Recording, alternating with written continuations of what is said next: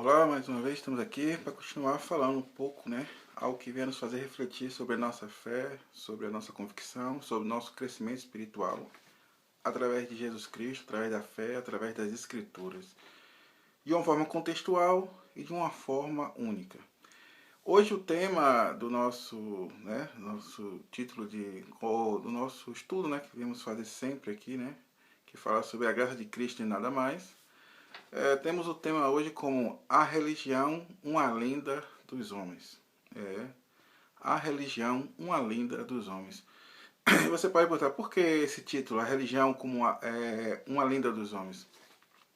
Porque por muito tempo se viveu uma mistificação da palavra de Deus. O que eu quero dizer? Se você tirou de um contexto real, um contexto de vida, e trouxe para um lugar, trouxe para uma alienação, se criou uma mitologia em cima da palavra de Deus, e que agora, nesse tempo que estamos vivendo agora, dessa pandemia, essa lenda acaba se mostrando como algo que era uma mentira, que era algo somente criado para alienar as pessoas como forma de pregações emotivas, pregações alienatórias, que alienam as pessoas. E isso está se mostrando agora. Por isso que eu digo que a religião agora está se mostrando como uma lenda e não como uma verdade, como Cristo, que foi real, como os seus apóstolos pregaram o evangelho real, e como a própria Escritura, como uma verdade real. Então, por isso que a gente precisa hoje colocar essas posições, porque a religião ela ficou baseada em um ocidente onde países conseguiram viver uma liberdade religiosa e outras partes do mundo onde essa perseguição pela fé em Cristo ela sempre existiu, o tempo todo, e continua existindo, mas se ocultou isso por um tempo, criou aquela ideia, não, nós temos que ir para esses países evangelizar, vamos orar por eles, e só isso. Parecendo que existe um Deus que aqui nós somos tão bons que temos a liberdade. Lá são pessoas tão ruins que merecem viver uma vida de sofrimento e perseguição. Esse é o evangelho parcial. Nunca houve uma verdade contextual.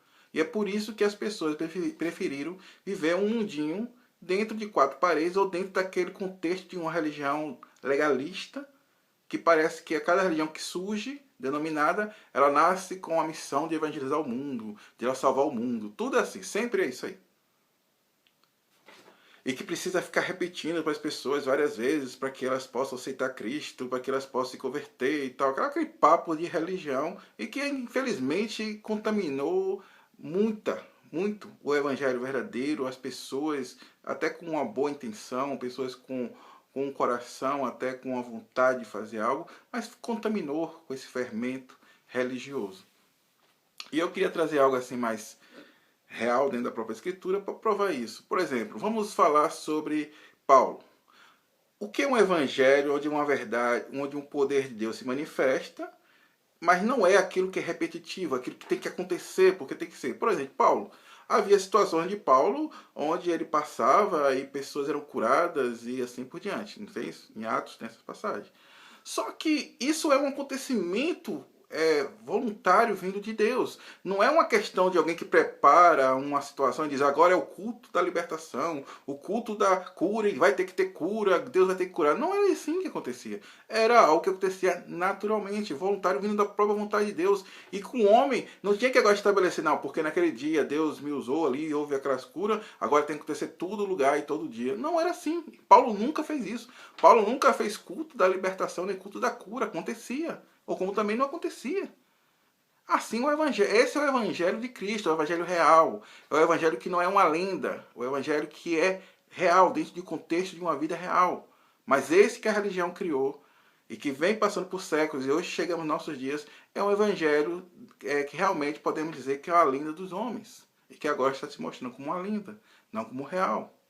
Na verdade, é o pastor que ora para que o membro fique bom e que Deus cure ele de um problema no joelho, mas o mesmo vai para um hospital especializado, caríssimo, e paga para fazer uma cirurgia no joelho. Então, é isso que eu estou dizendo. Não é, eu não estou questionando aqui a capacidade ou não, ou o poder de Deus de fazer curas. Mas é a forma como isso foi colocado, a forma como isso foi apresentado, é que está o problema.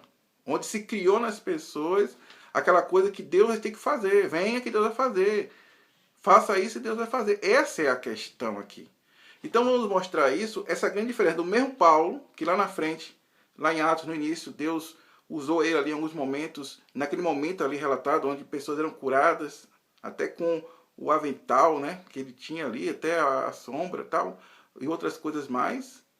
Agora a gente vai ver agora um Paulo que vai dizer o que para Timóteo, que era também um homem, um jovem cristão também muito bem devoto às vontades de Cristo, que vivia uma verdade mesmo, também. E agora, olha o que ele vai falar. Está em 1 Timóteo 5, 23, que diz assim: não bebas mais água só, mas usa de um pouco de vinho, por causa do teu estômago e das tuas frequentes enfermidades. Espera aí. Aquele Paulo lá que curava, que aconteceu ali de Deus usar ele para curar, é o mesmo que está dizendo agora para um outro jovem que tinha também uma posição ali de liderança, de estar ali levando o evangelho diretamente como um porta-voz de próprio Paulo para outras pessoas mais longe, em outros lugares, que recebiam as cartas dele para ler para aquelas pessoas, aqueles cristãos, naquela cidade, como comunidade. É o mesmo a quem Paulo está dizendo agora, ó, você tem que tomar um pouco, não tome só água não, tome um pouquinho também de vinho, por causa do seu estômago e das suas frequentes enfermidades. Entendeu? Você está vendo que esse é o evangelho real, é o evangelho da vida. É o evangelho do dia a dia, é o evangelho que você tem que viver por essa fé, não baseado em condições, não baseado no que pode acontecer, ou na cura ou não, ou Deus salvar você da morte ou não. Não é isso. Esse evangelho aí que foi criado é um evangelho condicional e que agora está caindo por terra, onde as pessoas estão vivendo somente por medo. Não há mais convicção, não há mais amor, é medo e interesse. É um evangelho distante, é como sempre eu digo, é um evangelho realmente distante de Cristo. São cristãos sem Cristo e evangélicos sem evangelho. Porque nunca se procurou conhecer a verdade dentro de um ponto de vista contextual, não só olhando de um ponto só. Não, vou olhar só essa parte aqui, onde Paulo curou, onde Pedro curou, onde não sei quem fez milagres. Não, vamos olhar só isso aqui. Não, tem um lado também que isso não aconteceu. Por exemplo, vamos ver outra questão aqui. Em Gálatas 4,15, onde Paulo escreve uma carta, ele fala, em relação aos Gálatas, olha o que ele fala: que aconteceu com a alegria que vocês demonstraram naquela ocasião. Estou certo de que, fosse possível, teriam arrancado os próprios olhos e os teriam dado a mim. O que Paulo está falando aqui? Que quando ele foi visitar os Gálatas, naquela cidade, aqueles cristãos daquela cidade, ele estava tão enfermo, com uma enfermidade tão grande nos seus olhos, né, que ele falou que a alegria como eles receberam ele foi tão grande, né, aquele amor, e que não levou em conta de por ele ser um apóstolo, alguém que veio pregando o evangelho, que tinha feito curas lá atrás, Deus tinha usado ele. É o mesmo agora que se apresenta a eles com a enfermidade nos olhos, que fosse possível eles amaram, trataram ele tão bem que, se fosse possível, daria até os olhos deles para dar a ele. Tá entendendo? É isso que é o evangelho real, é o evangelho que não se fala de uma questão só que tem que acontecer para você mostrar que Deus está na sua vida. Que você tem que viver prosperidades, que o tempo todo tem que haver curas na sua vida, que você não pode morrer de doenças, que você não pode passar por dificuldades, que senão Deus não está com você. Isso foi o evangelho criado pela religião, a lenda dos líderes religiosos que criaram, que esconderam a verdade para que as pessoas ficassem vivendo e se servindo e oferecendo suas riquezas, suas finanças para essas religiões, para que elas se tornassem ricas. E elas nunca pregaram o evangelho da verdade. Sempre o evangelho onde você depende da instituição, você depende do lugar, você depende do culto praticado, o culto de ritualismo, uma fé condicionada, uma fé dependente. E hoje nós estamos vendo isso. Quando hoje, agora, os mesmos que falavam de um Deus que venceu, que vencia as pragas, que venceu as pestes, é os mesmos agora que estão acatando tudo. Cadê? Eu não estou questionando que não siga os decretos, né? Vai ter que seguir. Mas estou dizendo, onde está essa religião? Onde está aqueles cristãos de 2019 que falavam de Deus que curava câncer, curava AIDS, que as pestes não chegariam ao povo cristão, que Deus era isso? Onde estão eles agora? Estão se dobrando diante de uma pandemia. Estão reconhecendo a pandemia mais do que a Deus. Estão tendo medo da pandemia do que realmente a fé em Deus. Isso eu estou falando devido a um contexto que a religião ensinou. Não estou questionando aqui a Deus e nem questionando as pessoas que procuram viver, ter os seus cuidados, né, em relação ao que está acontecendo. Mas cadê esses líderes? Cadê os que faziam os milagres que acontecia, que era o povo que segundo a unção de Elias? Onde estão eles? Sumiram, se dobraram. Agora aceitam, abrem conforme o governo diz, o Estado diz a eles que horas vocês vão cultuar. Até onde vocês cultuam? O que eu estou questionando aqui, como eu falei, não estou questionando aqui que se desobedeça o que foi estabelecido pelos governos como decreto, infelizmente, se é errado ou não, mas é decreto. O que eu estou falando, cadê essa religião que agora mostra que claramente ela é dependente, ela pode ser controlada, ela pode ser dominada por fora, pode haver outras forças que podem dominar sobre ela e decretar sobre ela. E um povo que diz que não pode viver se congregar em um lugar religioso, e se amanhã vir um decreto dizer, você não pode mais frequentar nenhum lugar, acabou. Vai fazer o quê?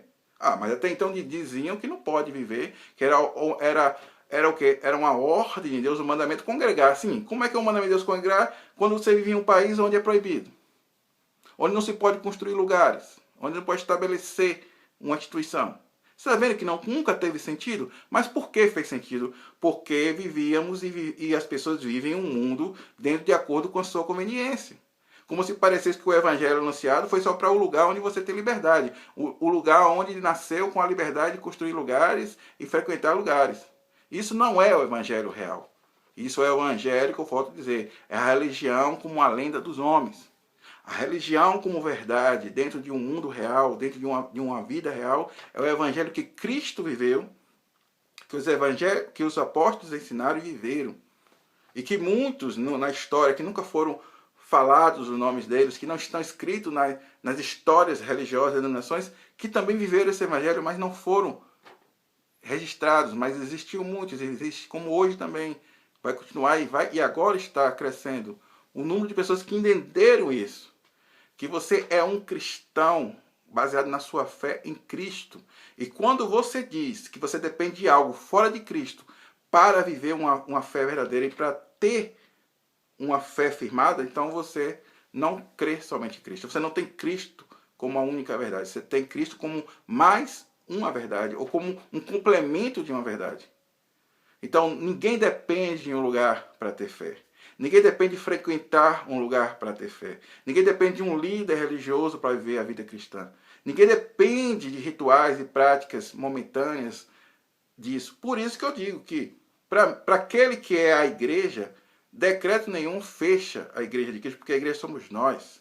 Nós não dependemos de um lugar para irmos, para sermos cristãos. Então, que o governo proíba, continuamos com a nossa fé.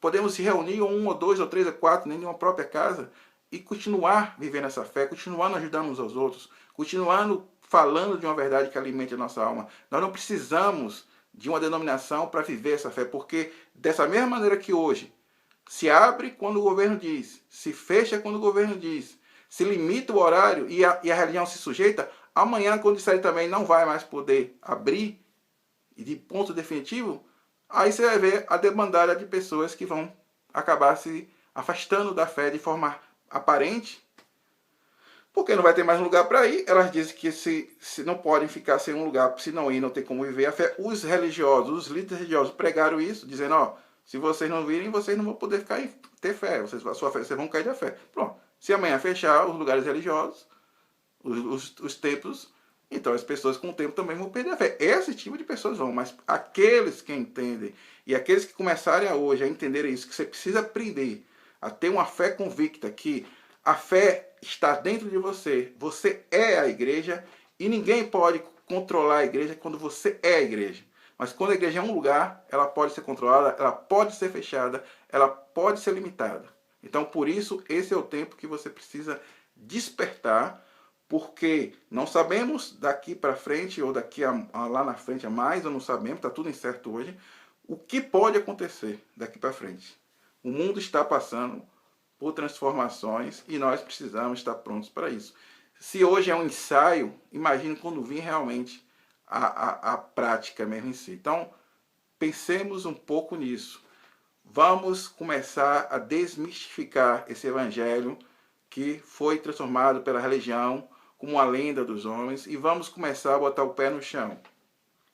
Nós vamos ver também isso lá em Paulo, quando ele fala que orou a Deus 3 vezes para que tirasse aquele espinho da carne que atormentava ele. E ele disse que a própria resposta foi que a graça dele bastava, a graça de Deus bastava na vida dele. Por 3 vezes ele ouviu a mesma resposta. A minha graça de baixa, e ele aceitou. Mas hoje é o evangelho que diz, não, se eu não alcançar o que eu quero, não, você só é um seguidor de Cristo se sua vida for uma bênção baseada em prosperidade. Se tudo que você pedir, receberes, aí agora sim você é um homem de Deus. Você é só um homem de Deus assim. Está entendendo? Não tem nada a ver com o evangelho, porque os próprios apóstolos, o próprio Jesus, falou isso. O próprio Jesus lá no Getsemane, quando ele estava ali suando suando sangue, né, ele estava tendo aquela angústia, né, de morte, ele falou, se possível, passa de mim esse cálice. Mas ele fala, mas seja feita a sua vontade, Pai. Ele falou, ó, por minha angústia aqui, eu não queria passar por isso, né? Se fosse possível, eu não passaria por esse cálice, mas seja feita a sua vontade. Então, muitas vezes, nós não podemos agir segundo o nosso angústia, o nosso sentimento, a nossa dor, para não passar por essas situações. Porque a vontade de Deus sempre é maior. E nós temos que aprender a viver o evangelho de pessoas que têm essa convicção a ponto de passar por lutas sem desanimar, sem ter dúvida, sem questionar a Deus, sem pensar que Deus nos abandonou, sem pensar que aquela situação que está acontecendo conosco, ela significa uma fraqueza, uma derrota, um fracasso nosso, não. Porque na Bíblia nós vamos ver que foi de situações que pareciam fracassos e da própria morte que Deus trouxe a grande vitória, trouxe grandes conquistas. Não está no que é aparente para o homem. Não é que os homens dizem, que chamam de vitórias e conquistas. Para Deus é o inverso. Deus mostra o contrário, que ele transforma aquilo que é fracasso, aquilo que é morte, aquilo que é derrota, transforma aquilo em vitórias para os que passam por isso. Então, por isso que nós vamos ter também em 1 Timóteo 6,8, outra palavra de Paulo, quando ele diz assim, tendo, porém, sustento e com que nos cobrirmos, estejamos com isso contentes. Peraí. Se você comparar o evangelho de hoje, que as músicas se cantam, as pregações dos grandes pregadores, né? Paulo está dizendo aqui, tendo, porém, sustento, né? Um pão de cada dia, uma farinha, um ovo, e ainda fala, e com que nos cobrirmos, quer dizer, até uma roupa que eu possa ter para me cobrir ali durante o frio, durante o calor, durante o sol. Ele fala, estejamos com isso contentes, alegre, se alegre com isso. E hoje o evangelho diz, não, o cara já tem carro, o cara já tem uma casa própria, o cara tem um trabalho estável. Não, mas eu tenho que ter mais, eu tenho que conquistar mais, eu tenho que fazer aquela campanha para Deus me dar mais, eu tenho que ter mais. Esse é o evangelho como lenda dos homens. O evangelho real é esse aqui. Tendo sustento e com que nos cobrirmos, estejamos alegres. Demos graças a Deus por tudo. Pelo aquele pão, pelo aquele café, pela aquela simples bolacha, por uma roupa que você possa vestir e para se cobrir contra o sol, contra o inverno, contra o frio. É isso. Esse é o evangelho da verdade. E nós vamos ter o evangelho da verdade também mostrando aqui o Estevão, que era um homem de Deus também, um homem ungido quando fala assim, não é essa unção de Deus, não, ungido mesmo como todos nós somos em Cristo pela fé.